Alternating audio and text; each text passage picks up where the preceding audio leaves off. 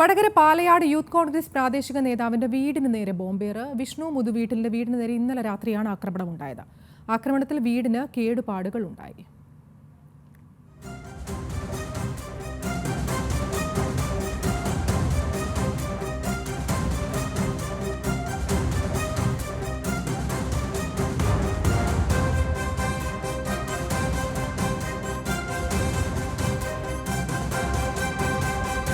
ദിൽഷ നൽകും വിശദാംശങ്ങൾ. ദിൽഷ, എപ്പോഴായിരുന്നു ഈ ആക്രമണം? ഈ ആക്രമണ സമയത്ത് വീട്ടിൽ ആരും ഇല്ലായിരുന്നു എന്ന് വേണോ മനസ്സിലാക്കാൻ?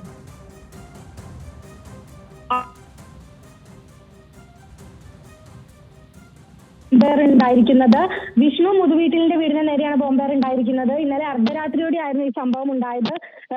ആക്രമണ സമയത്ത് വിഷ്ണു വീട്ടിലുണ്ടായിരുന്നില്ല. അതേസമയം വിഷ്ണുവിന്റെ ഭാര്യയും കുട്ടികളും അകത്തുണ്ടായിരുന്ന സമയത്താണ് ഈ ആക്രമണം ഉണ്ടായിരിക്കുന്നത്.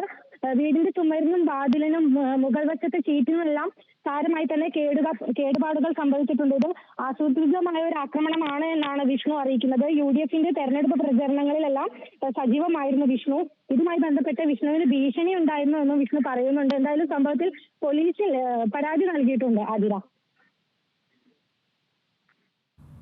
ശരി, വടകര പാലയാടാണ് യൂത്ത് കോൺഗ്രസ് പ്രാദേശിക നേതാവിന്റെ വീടിന് നേരെ ബോംബേർ ഉണ്ടായത്. ഇന്നലെ രാത്രിയായിരുന്നു ആക്രമണം നടന്നത്. ആക്രമണത്തിൽ വീടിന് കേടുപാടുകൾ ഉണ്ടായി എന്നാണ് മനസ്സിലാക്കാൻ സാധിക്കുന്നത്. ദിൽഷയാണ് വിശദാംശങ്ങൾ നൽകിയത്.